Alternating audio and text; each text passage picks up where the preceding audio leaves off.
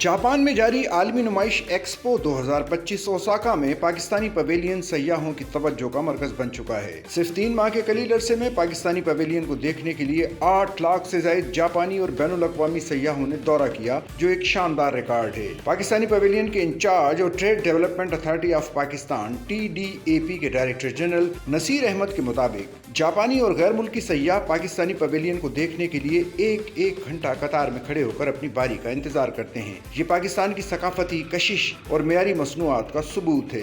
Pavilion में Pakistani pink salt को मरकजी थीम के तौर पर पेश किया गया है, जिसने जापानी अवाम में खासी मकबूलियत हासिल की है। पिंक साल्ट के स्टॉल पर खुसूसी डिस्प्ले, मालूमाती सेशंस और तजर्बाती नुमाइश का भी एहतमाम किया गया है।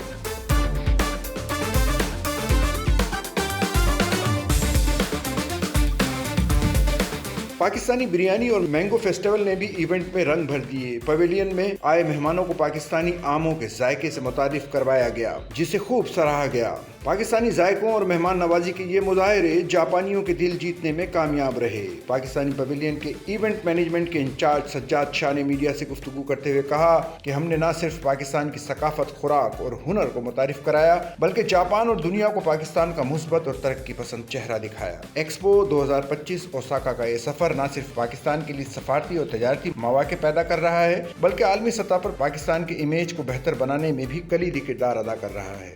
सच्चल न्यूज़ नेटवर्क की वीडियोस में खुशामदीद। नाजरीन, वीडियो से मुताल्लिक अपनी कीमती राय का इजहार कमेंट बॉक्स में ज़रूर करें और चैनल को सब्सक्राइब करें।